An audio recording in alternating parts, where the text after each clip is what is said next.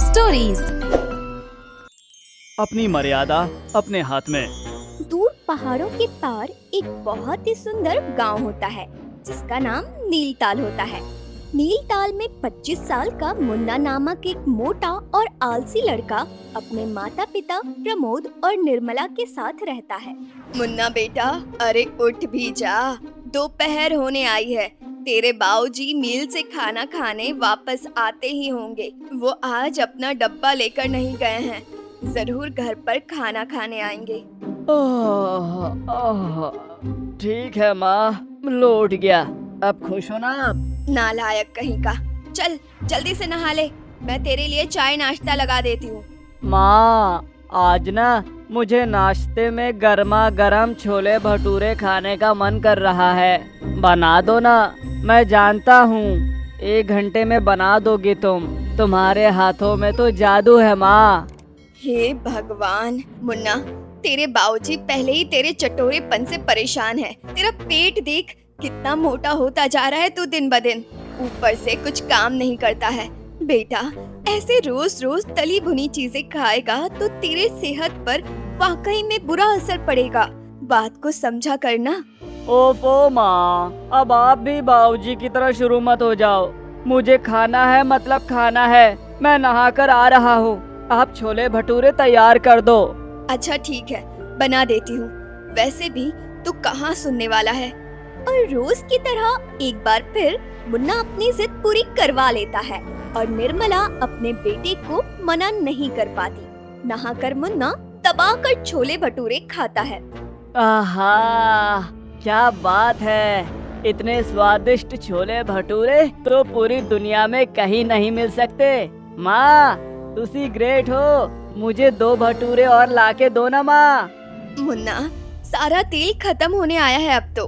तूने अभी के अभी 12 भटूरे खा लिए। अरे हाँ माँ, तो क्या हुआ उसमें? अरे अभी नहीं खाऊंगा तो क्या बुढ़ापे में खाऊंगा? चलो ना माँ, लाओ ना मुझे और भटूरे। तभी वहाँ पर प्रमोद आ जाता है और वो गुस्सैल आंखों से मुन्ना की तरफ देखता है। मुन्ना अपने पिता को देख खाना रोक देता है और उसके पसीने ही छूटने लगते हैं। अरे बाबूजी, आप? अरे नकारे निखट्टू, तू कब सुधरेगा? जब देखो तब कुछ न कुछ ठूसता रहता है या बस बिस्तर पे फैला पड़ा रहता है। बेशरम कहीं का, सारी लाश शर्म बेच खाया है तूने। अरे जाने दीजिए ना अभी। अरे क्या जाने दीजिए भाग्यवान, तुम ही ने इसे बिगाड़ कर रखा है अपनी ममता और लाड प्यार से।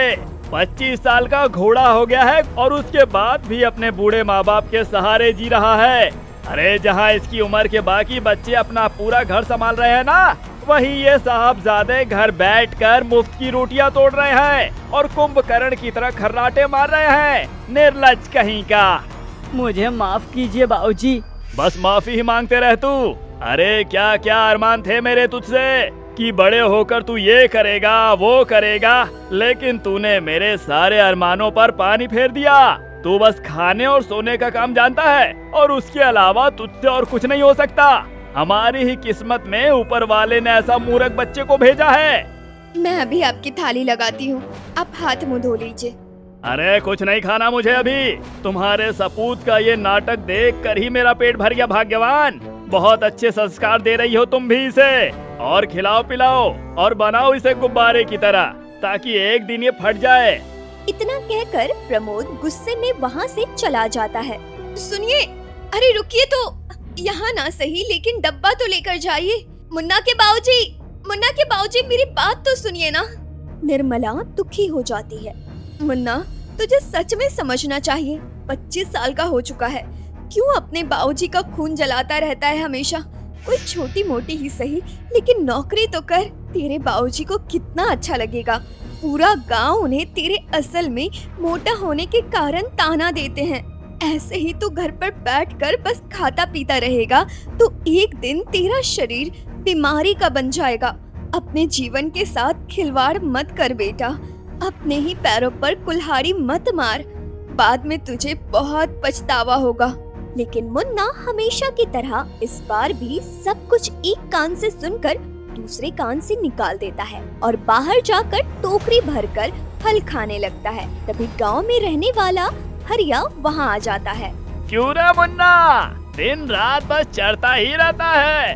अरे अपनी चर्बी तो देख कितनी बढ़ती जा रही है। अरे सांड भी तुझे देखकर शर्मा जाए, तू इतना मोटा होता जा रहा है दिन ब दिन, हैं? बे ओ हरिया के बच्चे, क्यों दिमाग का दही कर रहा है? जाना यहाँ से। अरे मेरा मुंह मेरा पेट, मैं जो भी खाऊं जैसा भी बनूं, तुझे क्या? तेरे घर का तो नहीं खा रहा हूँ ना मैं। चल दफा हो जा यहाँ से। तू मुझे क्या दफा होने कहेगा? बस कुछ ही दिनों की बात है, तेरा बाप ही तुझे घर से दफा कर देगा। तुझे गांव में कोई इज्जत नहीं देता।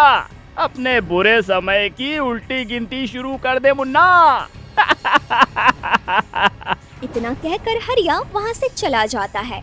मुन्ना को हरिया पर बहुत गुस्सा आता है। अब ऐसे ही दिन बीतते जाते हैं, लेकिन मुन्ना अपनी बुरी हरकतों से बाज नहीं आता। एक दिन जब त्योहार होता है, तभी भी मुन्ना देर तक सोया पड़ा रहता है। देखो भाग्यवान, तुम्हारा लाडला कैसे अभी तक खर्राटे मारते हुए पड़ा है। अरे कुछ लाज शर्म है कि नहीं से? आज त्योहार है और ये पनौती की तरफ फैला पड़ा है। आप चिंता मत कीजिए मुन्ना के पापा, मैं अभी मुन्ना को उठा देती हूँ। अरे तुम्हें इसे उठाने की कोई जरूरत नहीं है, अब तो इसे मैं उठाऊंगा, वो भी अपने अंदाज में। क्या?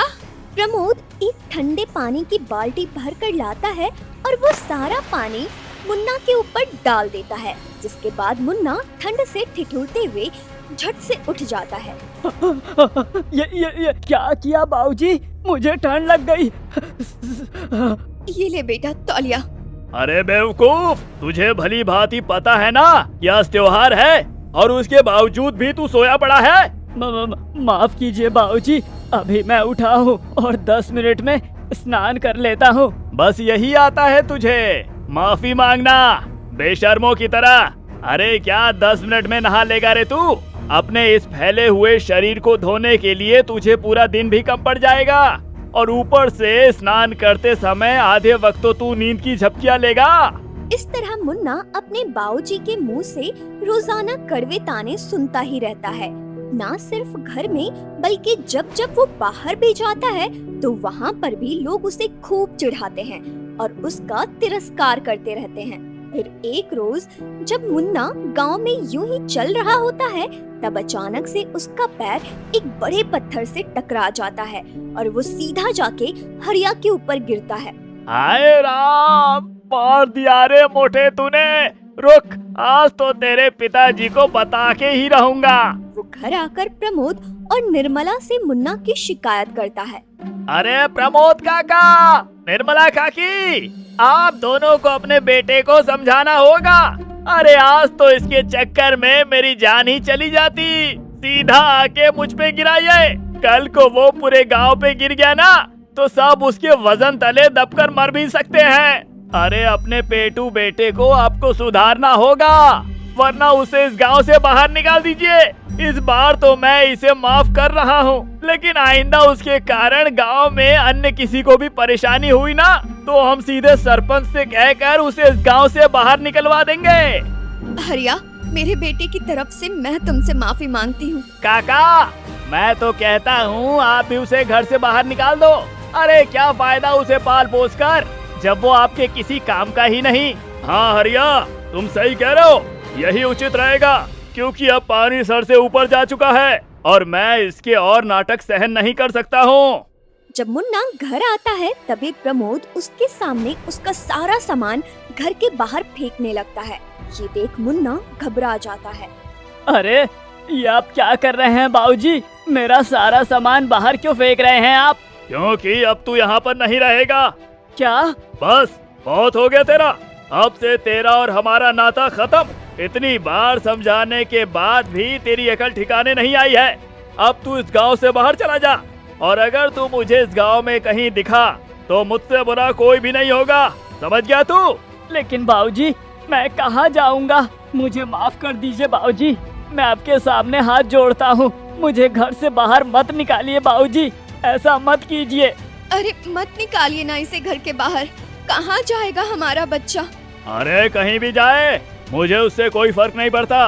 क्योंकि इसकी सारी हरकतों को देखकर और सहन करके मेरा मन भर चुका है और मैंने अब अपने मन को कठोर बना लिया है। ये बच्चा हमारे किसी काम का नहीं। अब जा और जितना सोना है, जितना खाना है, सब कर, लेकिन हमारे दरवाजे पर और इस गांव में फिर से अपनी ये मनहूस शक्ल लेकर मत आना। मुन्ना बहुत रोता है, बिलखता है, लेकिन प्रमोद उसकी एक नहीं सुनता और उसे घर से बाहर निकाल ही देता है। मुन्ना अब गांव में यहाँ से वहाँ अपना सामान लेकर दर दर भटकने लगता है। वो रात में जंगल में ही सोता है और जंगल के ही पेड़ों पर लटके फल तोड़कर खाता है। एक दिन जब वो जंगल से फल तोड़ रहा होता है, तभी उसके वजन से डाली टूटती है और वो धड़ाम करके बुरी तरह नीचे गिर जाता है। अरे मर गया रे। ये क्या दिन देखने मिल रहे हैं मुझे, जहाँ एक समय पर मेरी माँ मुझे इतना सारा खाना देती थी, वही अब मुझे एक फल के लिए इतनी मेहनत मशक्कत करनी पड़ रही है। शायद ये सब मेरी ही गलतियों के कारण हुआ है। सही कहते हैं सब, मैं बहुत गलत हूँ। मैंने अपनी हाथों से सबकी नजरों में अपनी इज्जत गंवाई है। अगर मैं मर्यादा में रहता तो एक अच्छा बेटा और एक अच्छा गांववासी बनकर रहता तो कोई मुझे बुरा नहीं कहता, बल्कि सब मेरी सराहना करते, मेरी तारीफों के पुल बांधते। लेकिन मैंने अपनी बुरी हरकतों के कारण सबका विश्वास और प्यार खोया है। लेकिन अब और नहीं, अब से मैं हर मुश्किल का डटकर सामना करूंगा और अपने माँ बाबूजी और बाकी सबका प्यार वापस जीत के रहूंगा।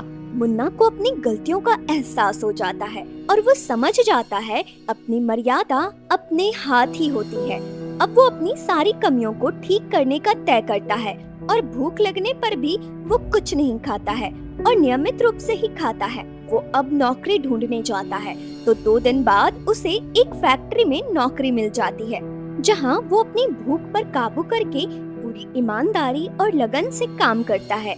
उसकी लगन और ईमानदारी से उस फैक्ट्री का मालिक भी प्रभावित हो जाता है और मुन्ना के मांगने पर वो मदद के तौर पर उसे कुछ पैसे भी दे देता है, जिससे मुन्ना दूसरे गांव में एक किराए का घर लेता है और रहने लगता है और रोजाना कसरत करता है।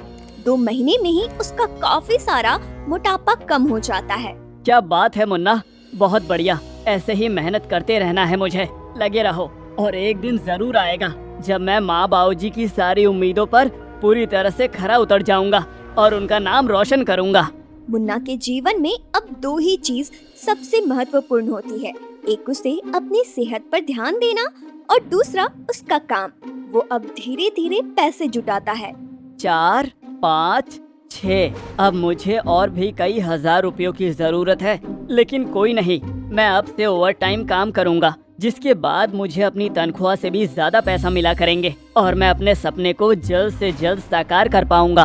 मुन्ना अब ओवर टाइम काम करने लगता है, जिससे उसे एक्स्ट्रा पैसे मिलते हैं और इस तरह 1 साल वो अपने परिवार से दूर रहता है और फिर गांव में वापस आकर अपनी खुद की बड़ी सी राशन की दुकान खोलता है। उसकी नई दुकान और उसका घटा हुआ वजन देखकर निर्मला और प्रमोद हैरान रह जाते हैं और बाकी गांव वाले भी हक्के बक्के हो जाते हैं। मुन्ना, ये सब कैसे किया तूने? माँ, बाबूजी के घर से बाहर निकालने पर मुझे मेरी सारी गलतियों का एहसास हो गया और मुझे समझ में आया कि जब मैं अपनी इज्जत करूँगा तभी दूसरे मेरी इज्जत करेंगे। मेरी मर्यादा मेरे हाथों में है, इसलिए मैंने अपनी सारी कमियों को ठीक करने का तय किया और बस अपने काम पर और अपने सेहत पर पूरा तन मन से ध्यान दिया, जिसका नतीजा आज आपके सामने है। मुन्ना बेटा, आज मुझे तुझ पर बहुत गर्व महसूस हो रहा है। गांव में किसी की भी इतनी बड़ी दुकान नहीं है जितनी की तेरी है। बहुत खूब बेटा, बहुत खूब, तूने कर दिखाया। धन्यवाद बाबूजी। तूने अपनी गलतियों से सीख ली और अपने जीवन को सुधारा। हर किसी को यही करना चाहिए, हार न मानकर हिम्मत जुटानी चाहिए और अपने कमियों पर काम करके एक अच्छा और काबिल इंसान बनना चाहिए। आपने बिल्कुल सच कहा बाबूजी। इस तरह अंत में सब कुछ ठीक हो जाता है और मुन्ना अब अपनी दुकान के जरिए अच्छा खासा पैसा कमाने लगता है और अपने माता पिता के साथ हंसी खुशी रहने लगता है। कहानी से सीख, हमें हमेशा अपनी इज्जत करनी चाहिए, तभी दूसरे भी हमारी इज्जत करेंगे। हमें वहाँ पर बैठना उठना चाहिए जहाँ हमारी इज्जत हो। जहाँ हमारा तिरस्कार हो वहाँ हमें नहीं जाना चाहिए और अपनी मर्यादा को अपने हाथ में रखते हुए आत्मसम्मान के साथ जीना चाहिए। तो दोस्तों, कैसी लगी आपको हमारी ये कहानी? कमेंट बॉक्स में जरूर बताइए। चैनल को जरूर सब्सक्राइब कीजिए।